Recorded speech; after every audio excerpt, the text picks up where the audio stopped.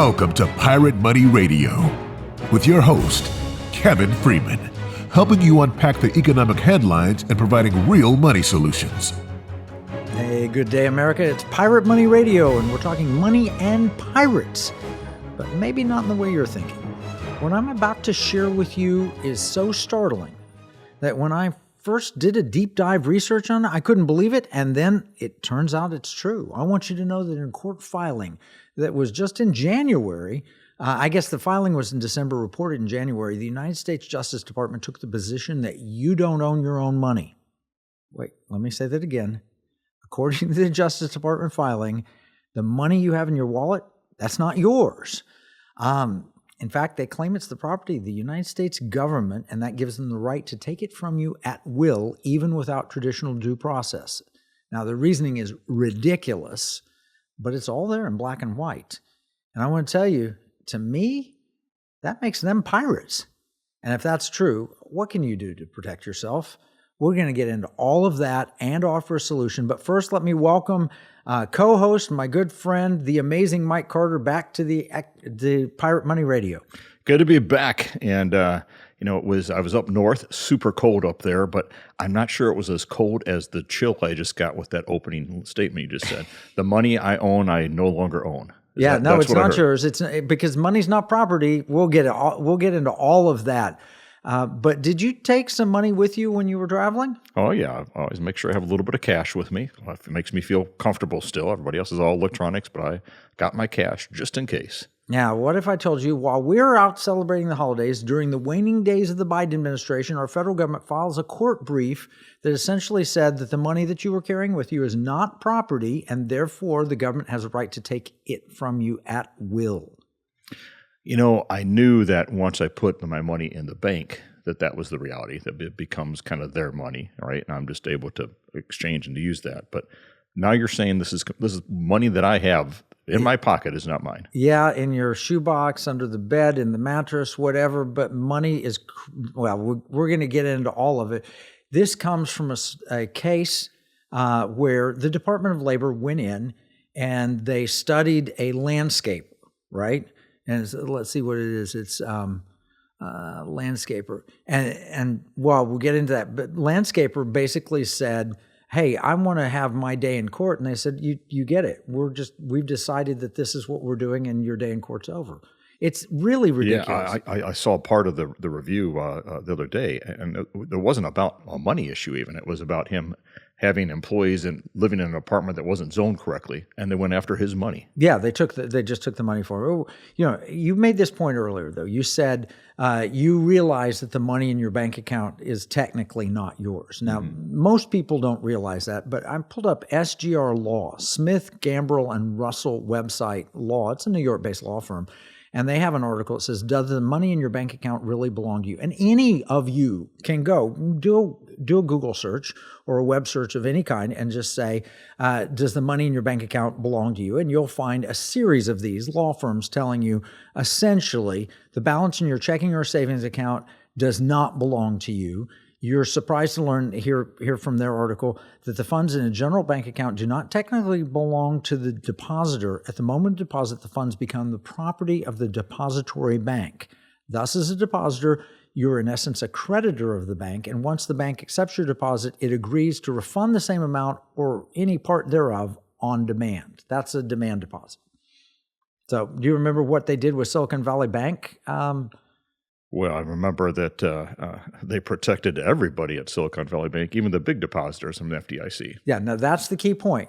While it's true that it's not your money in the bank, it's just an IOU, the good news is the government has stepped in through the Federal Deposit Insurance Corporation and guaranteed that you're going to get your demand deposit back up to $250,000. In the case of Silicon Valley Bank, when it failed, they gave everybody all of their money. They created it to give it to them, essentially, but everybody got their money.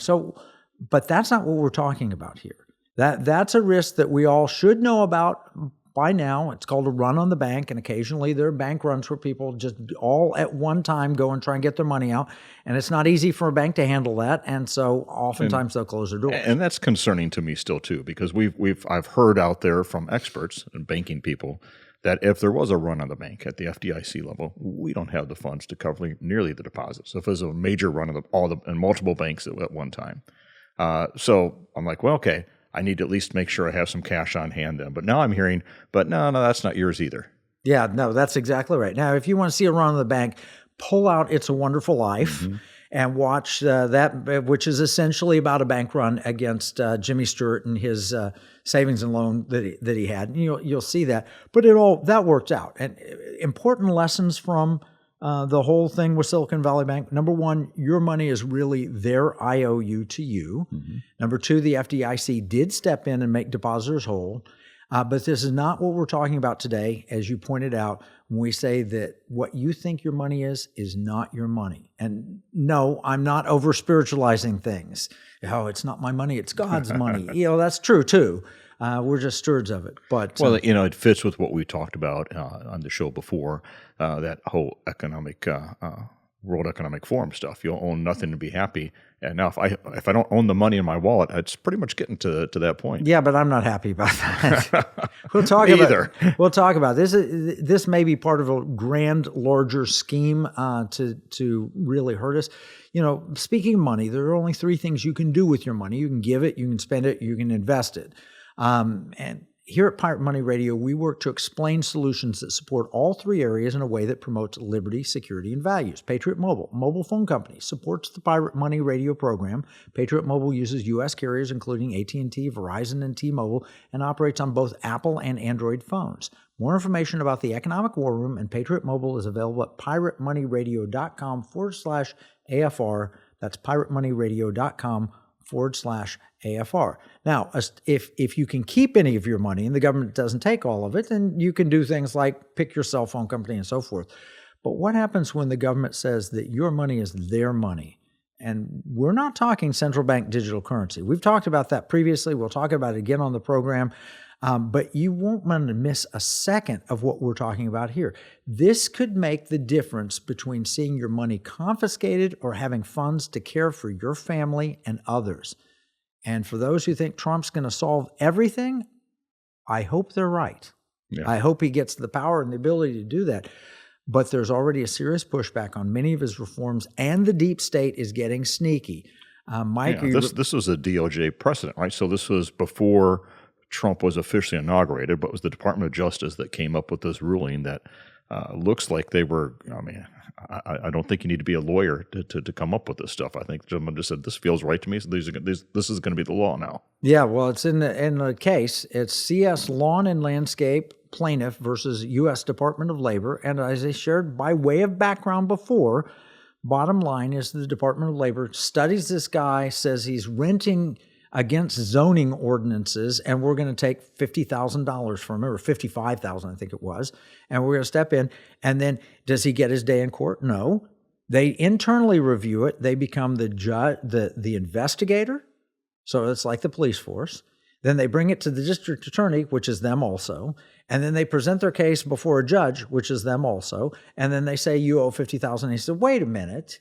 I want to have my day in court. You can't take my property without due process, according to this little handy thing called the Constitution. You can't deprive me of property without proper due process. And they came back and said, we don't have to do that. It's not property. So that life, liberty, and pursuit of happiness and property ownership no longer applies. Yeah. Well, you'll own nothing and be happy. Yeah. Again, working on that still. That's what they're worried. Yeah. So Reason Magazine says the government says money isn't property, so it can take yours. Now, do you think of cash as your property?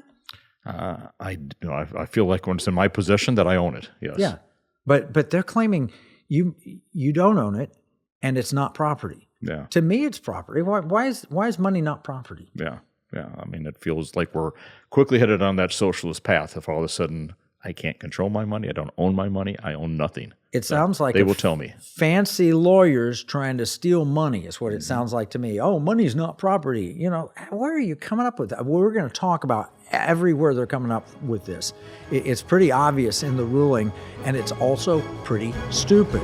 All right, so Mike, we'll talk about why your money is not your property right after this break and find a solution. Here's a $10 bill. It's got the picture of Alexander Hamilton on the front of it. You know, it's kind of sad. When I was 10 years old, everything that I could buy for $1 now costs about $10. That's the cost of inflation. It's just paper. It's not backed by anything. You can't exchange it for gold and silver. You used to, but you can't do that anymore. And that's unfortunate. You know, pirates wouldn't accept this. Pirates, they wanted gold and silver. Patriots, the founders of this nation, also wanted gold and silver coin. In fact, they put a provision in the Constitution, 17 words, that said states could only make gold and silver coins tender within the states. That's why I wrote this new book, Pirate Money, Discovering the Founders' Hidden Plan for Economic Justice and Defeating the Great Reset. It will explain exactly the history of money and exactly why gold and silver coins can be made modern with new technology and a useful monetary system. PirateMoneyBook.com.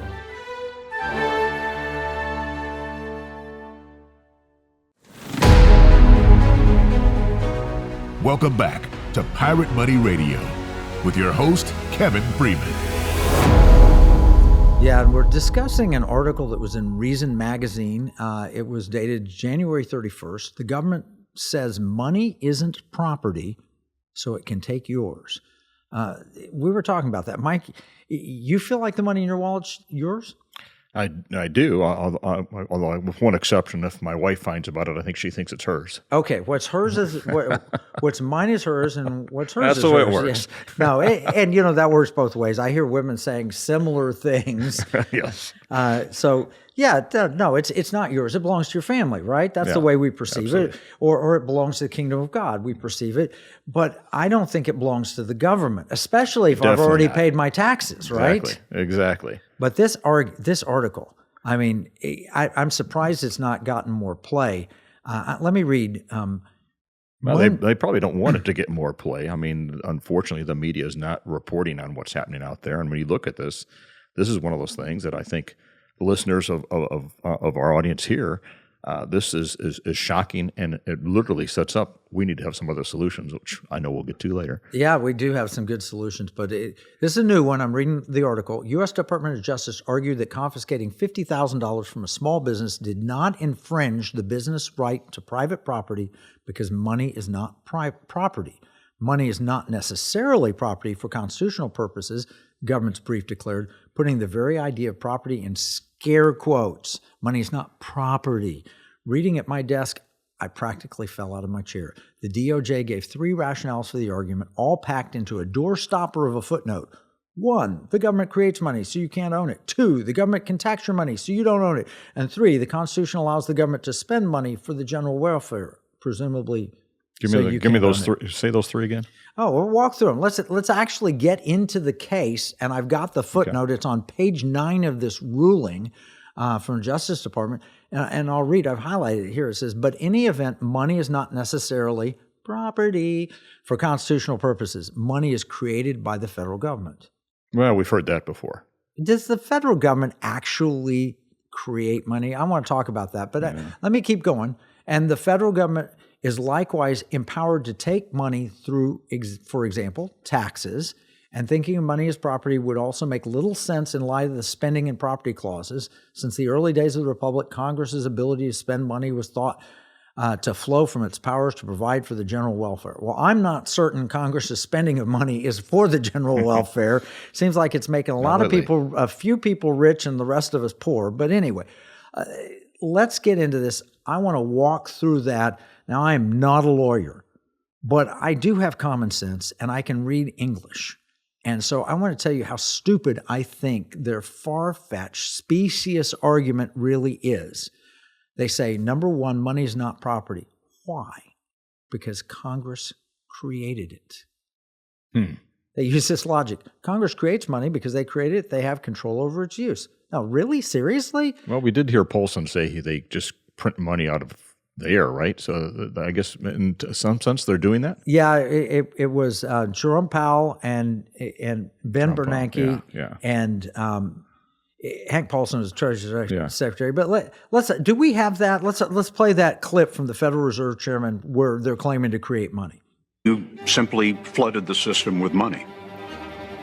Yes, we did. So to lend to a bank, we simply use the computer to mark up the size of the account that they have with the Fed. So it's much more akin, although not exactly the same, but it's much more akin to printing money than it is to borrowing. You've been printing money. Well, effectively. Where does it come from? Do you just print it? We print it digitally. So we as a central bank, we have the ability to create money digital. Flooding the system with money. Yes, exactly. And there's no end to your ability to do that. There is no end to our ability to do that. So they basically said, we create money digitally. Mm-hmm. They're making it up out of thin air. Yep. And there's no end to their ability to do that. And that's pretty nice if you can do that. Yeah. But so it hurts us, right? Because as they keep doing that, then what happens to the dollars that I do think I own in my pocket? They're worth less and less as well. So the question is, are they really genuinely creating money?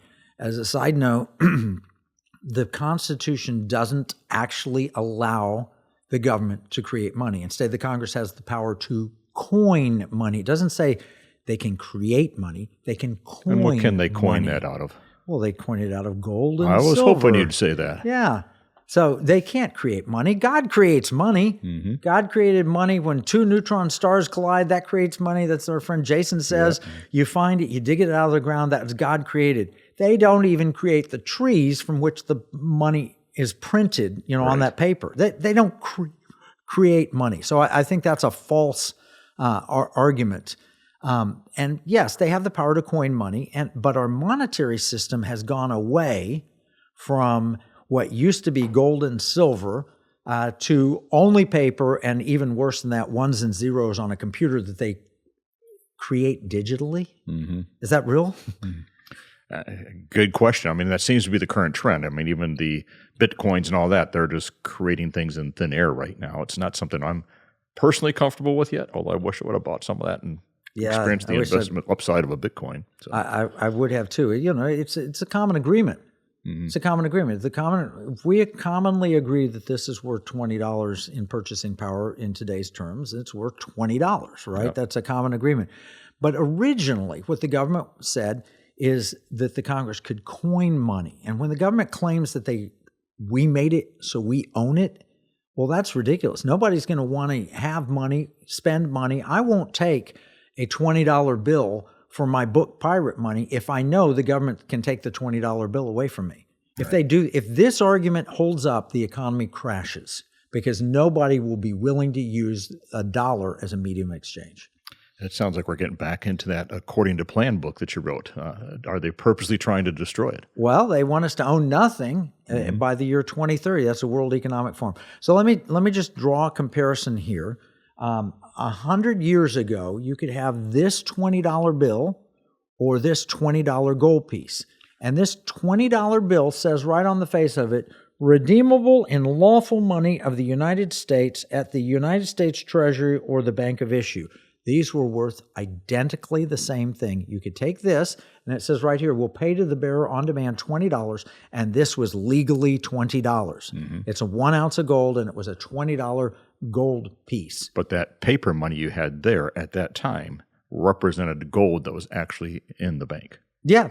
At that time. Yeah, it was payable at the Treasury or at the Bank of Issue. So I could take this to St. Louis, the Federal Reserve Bank, show up and with this and walk out with this. So while they were printing that piece of paper, they weren't making money. They had the gold there that was already created. Correct. The gold was created by God, and it was coined into money by the United States government, and then they were readily exchanged. So I'm going to call this Justice Department first point busted. They did not create money. They created pieces of paper that could be exchanged for money, and therefore real money, I believe, is property. This is real money. And yes, the government has the authority to take taxes, to wage taxes and levy taxes. And when they do, they take money. I get that. And they spell that out in a footnote as their second argument as to why money is not property. It says, and the federal government is likewise empowered to take money through, for example, taxes, but not every tax is deprivation of property under the due process clause of a taking of property. So they say because... But do they take my money or am I paying my taxes? Well, now that you've got right to the point. Legally, in the United States, we have a voluntary tax system. Now, before everybody says, oh, voluntary, Yeah. I'm not choosing not to do it. That's not what they mean when they say it's a voluntary tax system. It means that you can pay your taxes, they're not taken from you. Now, it seems like they're taken because they do withholding.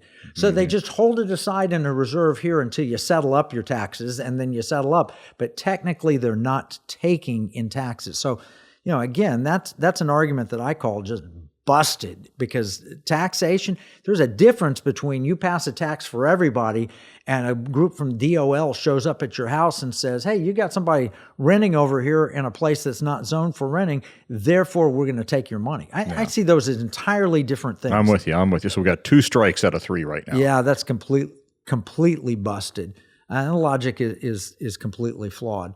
All right, so reason number 2 is busted. So in the Twilight Zone brief the Justice Department filed, they argue that Congress can spend money, and boy, can they spend money. No, they've been very good at that. Yeah, that's it. We're learning every day they're saving billions of dollars. As I see Elon Musk working his AI machines and his geniuses there, just going through numbers. Finding money amazing. that they're spending. Yeah.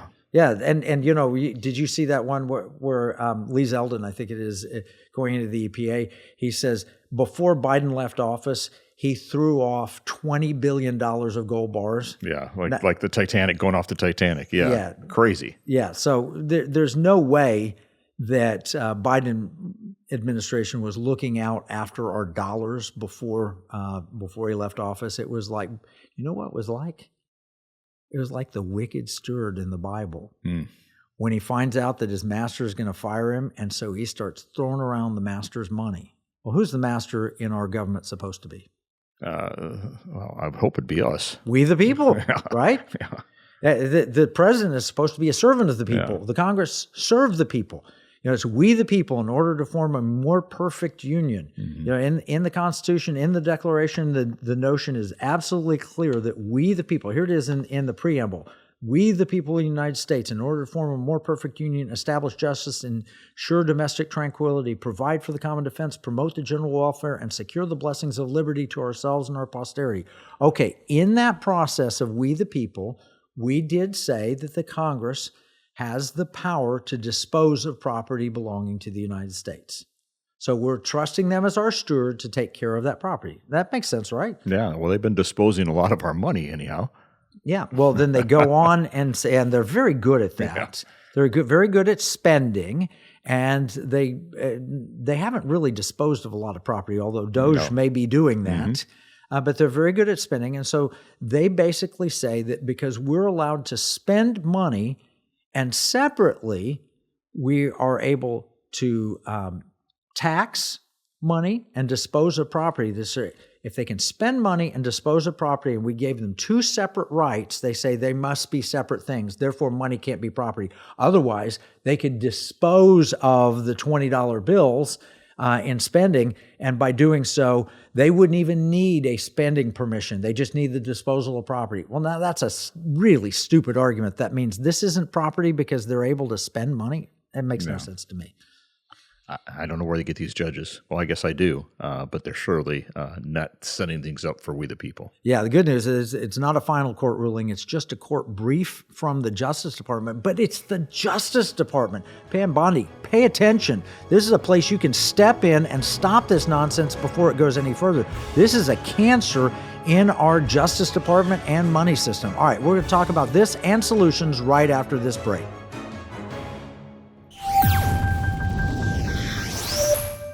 In uncertain times, finding stability in the economy can feel challenging. But what if you could navigate economic volatility while honoring your biblical values? At Timothy Plan, they believe this balance is possible.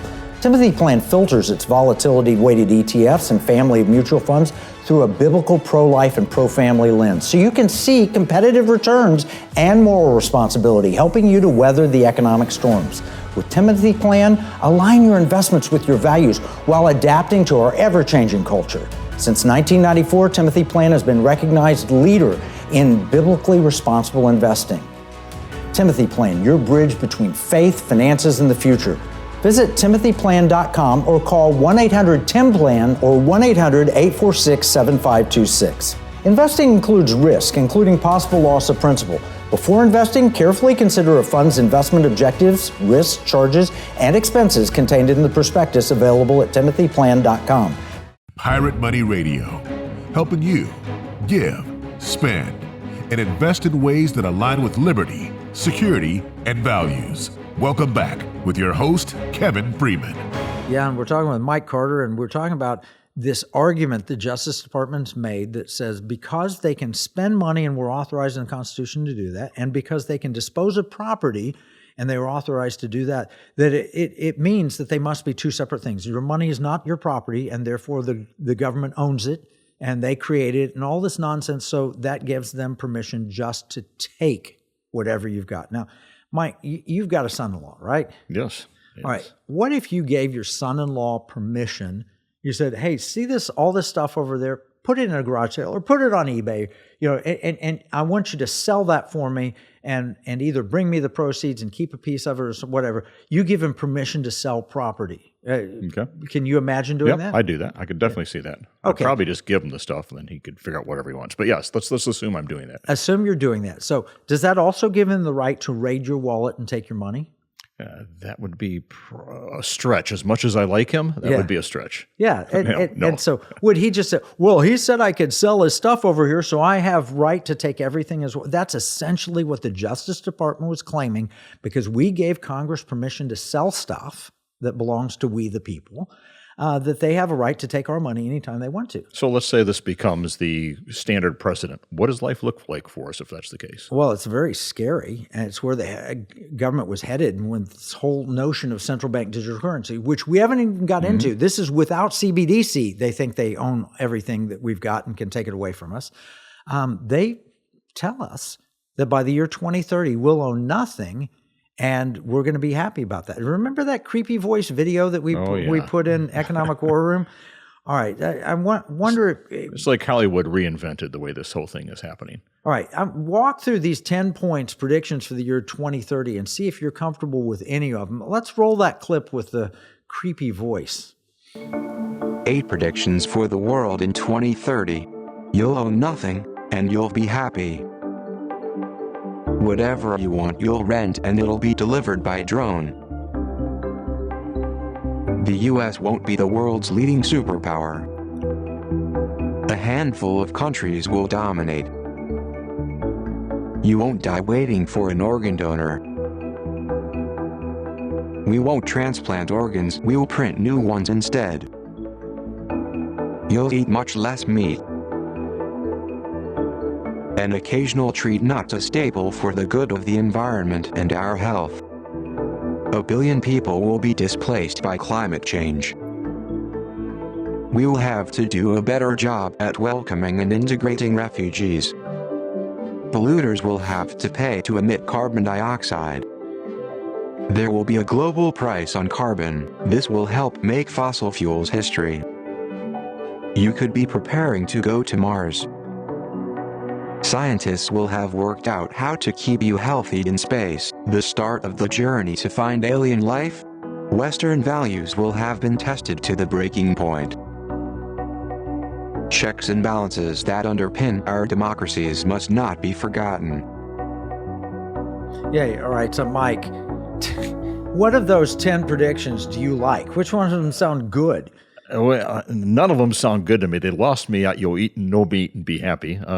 But I don't know. Maybe if there's some technology where you could create organs that was weird and worked and was not like I don't know, some kind of robotic thing that takes over my body. But none of that sounds good to me.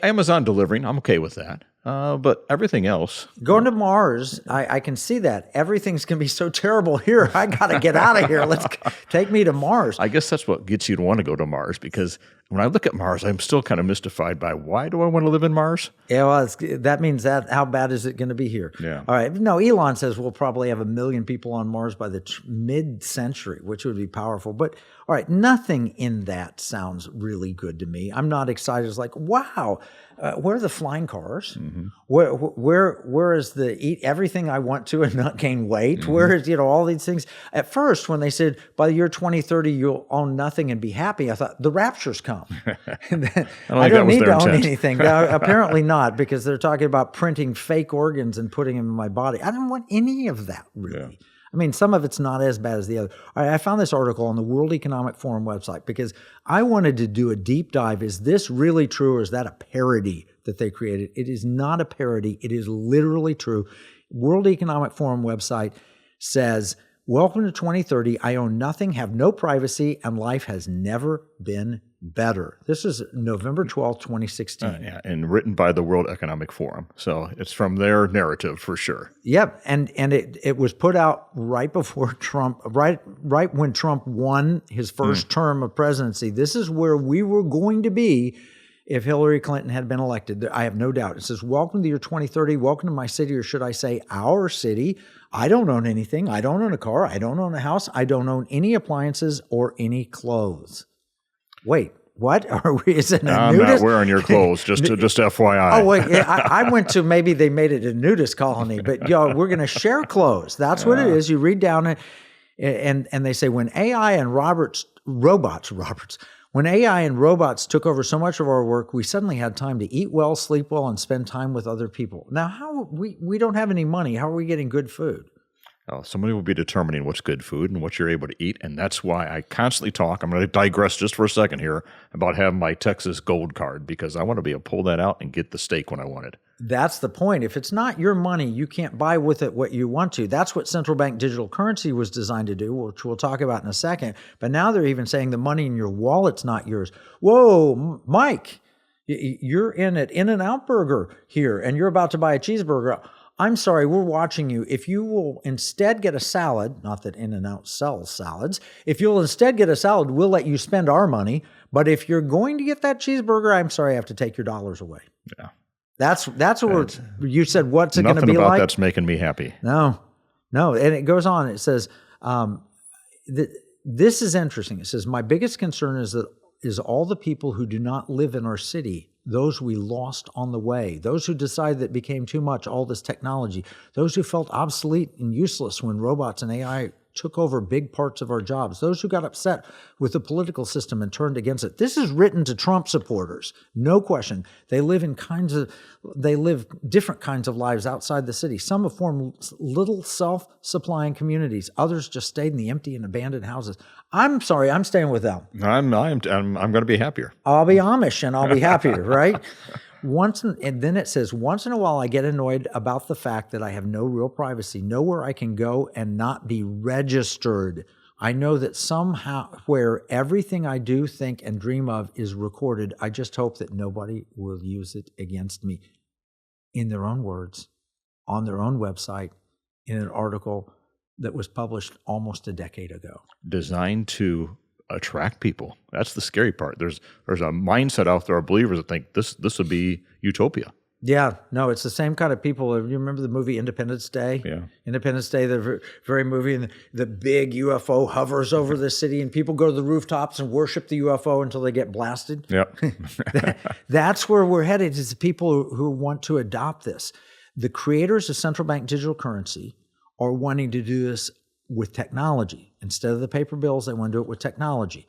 They say it's not your money. Up front, they tell you that. You just have a use license. The problem here is that they say they can take it away at will or limit how you can use it. And with CBDC, they can track it and you. We've shown a great clip of the head of the Bank for International Settlements who admits that CBDC would give the government absolute control, and he says the technology to enforce it. Can you roll the 20-second clip?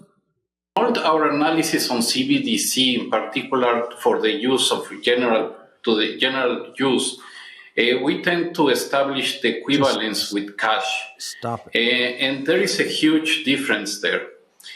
For example, in cash, we don't know, for example, who's using a $100 bill today. We don't know who is using a 1,000 peso bill today. A key difference with the CBDC is that central bank will have absolute control on the rules and regulations that will determine the use of that expression of central bank liability. And also, we will have the technology to enforce that. All right, stop it right there.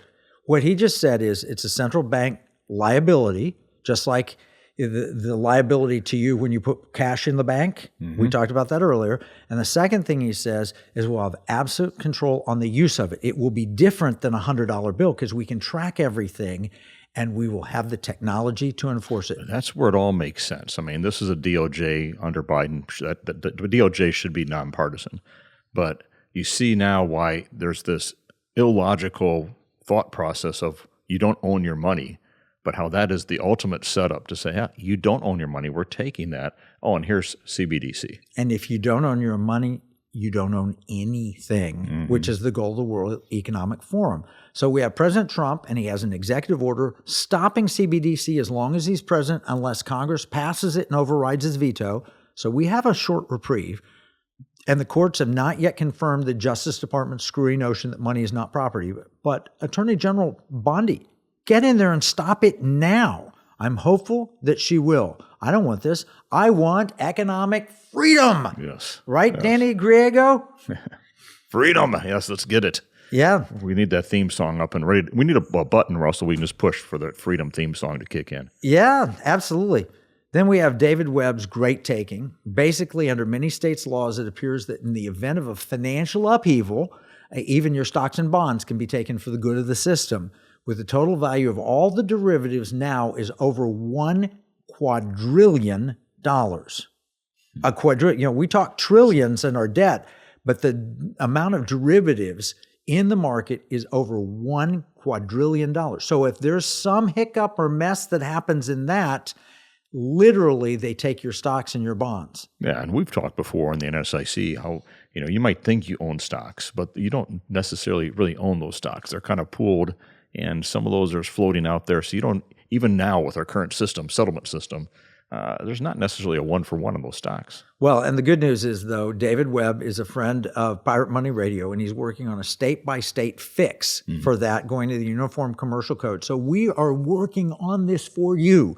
Economic War Room, Pirate Money Radio, our goal is to help preserve your liberty, security, and values. Money is your property. It's not the government's property, and we're standing up for that. Speaking of state-by-state efforts, Mike, I know we're going to have to cover this more after the break, but you brought it up earlier. I mean, I can't keep this out. This is what you think, live, breathe, talk about all the time, gold and silver as money.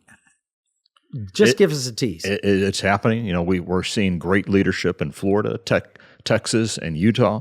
I don't know who's going to be first within that, but we've got tremendous legislation happening. And we're seeing even the states that are just kind of dipping their toe in the water say, hey, we need to at least make gold and silver legal tender. Yeah, we absolutely do. All right, we're going to take another break. When we come back, we'll be talking about freedom, economic freedom, and how what you're working on, Article 1, Section 10, constitutional currency, can protect all of us and make money property again for God's purpose. The spirit of patriotism has prevailed. The battles may have changed, but the values remain the same.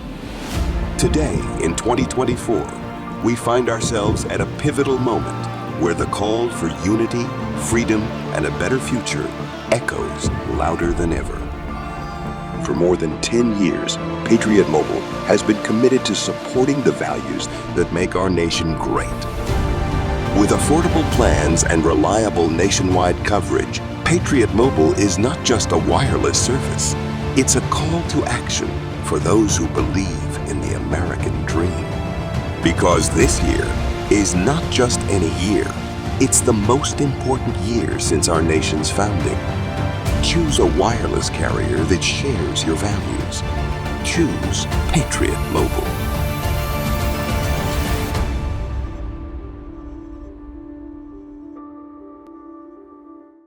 Washington said paper money opens the door to every species of fraud and injustice. Jefferson said paper is poverty. Hamilton said to emit an unfunded paper as the sign of value ought not to continue a formal part of the Constitution. The founders hated paper money, so they put a pirate money clause in the Constitution for our state to use. Learn more at transactionalgold.com. Pirate Money Radio, helping you give, spend, and invest in ways that align with liberty, security, and values. Welcome back with your host, Kevin Freeman.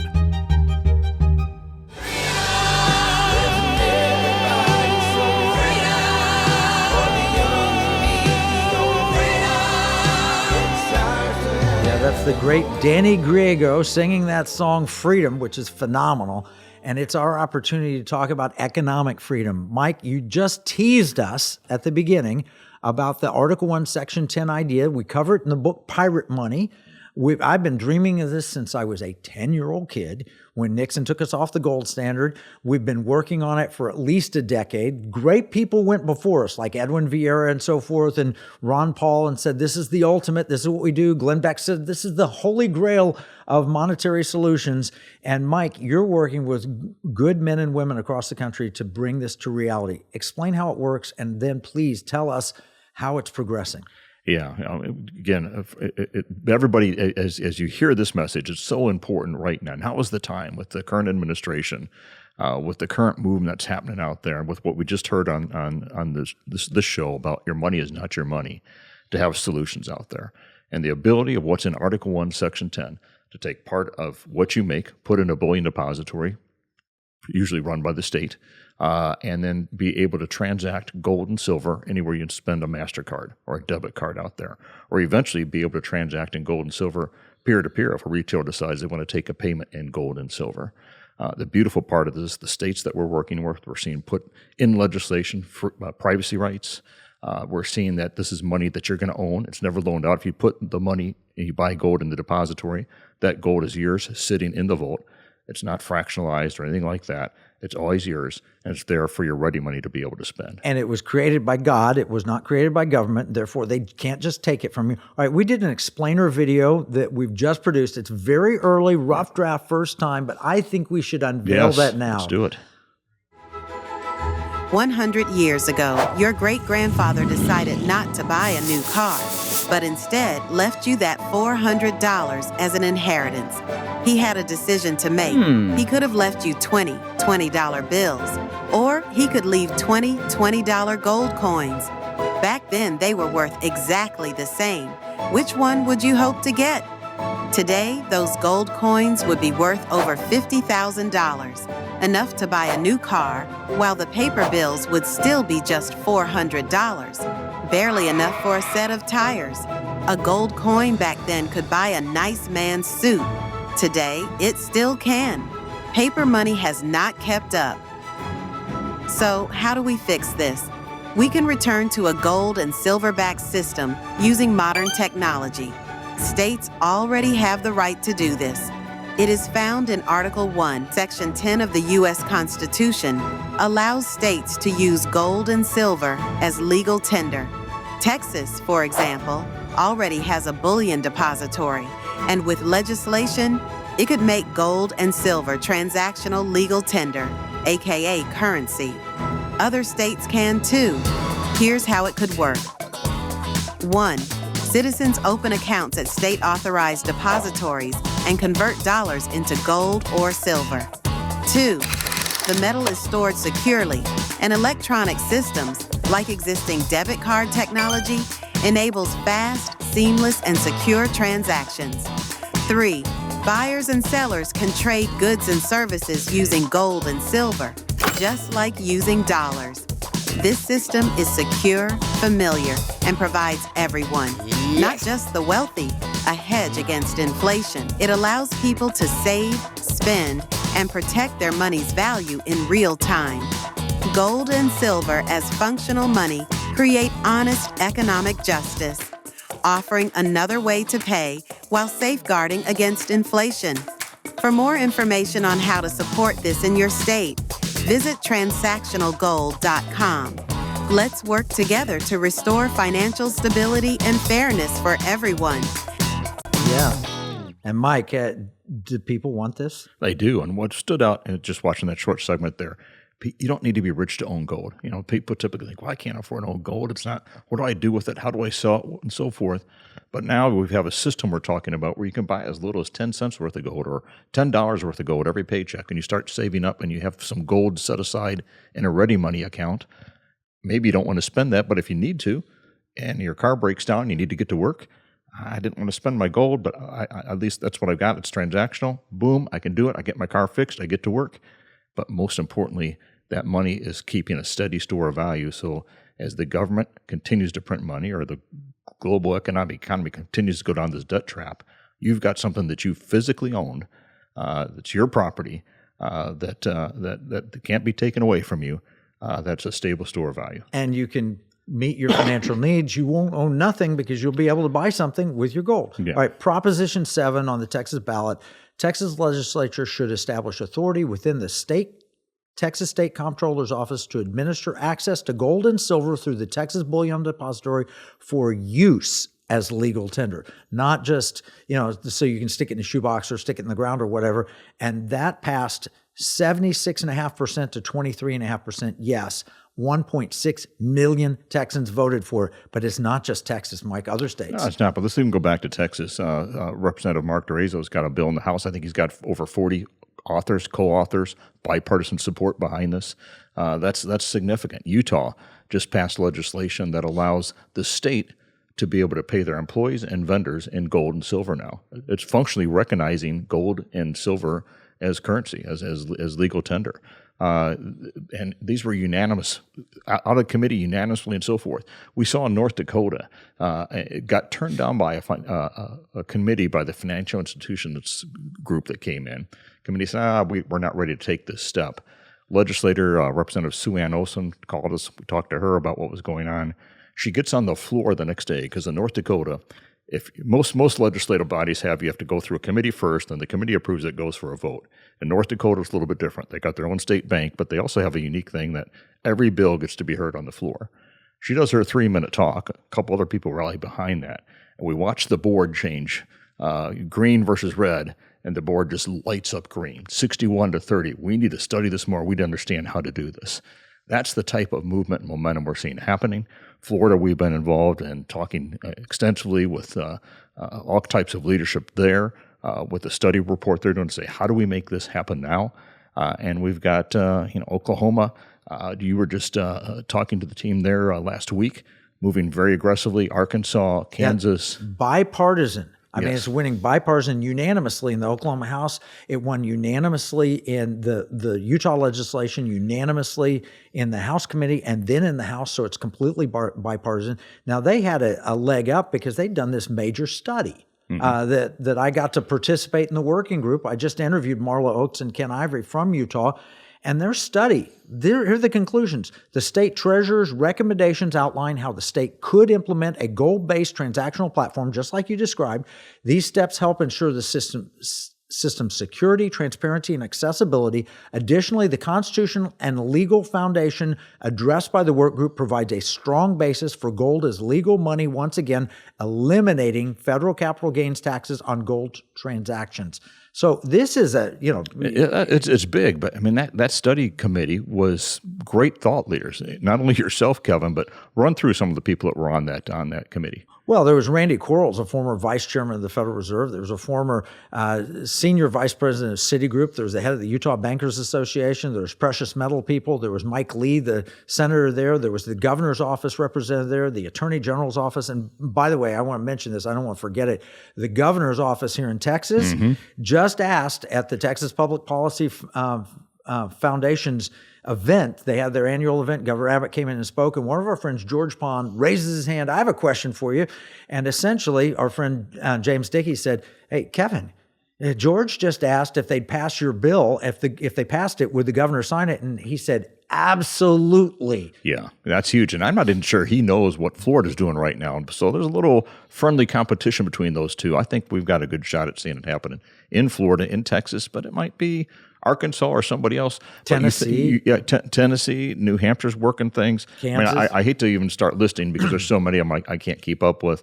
And some are saying, hey, Wyoming the other day, well, we're going to do a report on how we can set this up. We want to hold some money in this is our state fund for rainy day fund.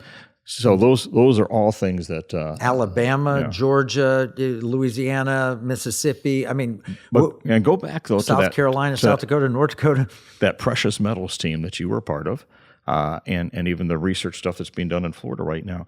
These are really smart, credible people So, if you're in your car right now and you're hearing this radio, you're like, is this really possible? Yeah, this is not tinfoil hat. This is real. It's in our Constitution. The technology is there to do it today, and it can happen. Thomas Hoenig, former Open Market Committee member of the Federal Reserve, former president of a Federal Reserve Bank in Kansas City. This guy's a really smart guy, and they went to him and said, now, do you think that we could do this in Utah? They just asked him, and he said not only did he think that they could do it, he thinks it's a good idea, and people ought to have the choice, and then he went on to say the way Washington is spending money.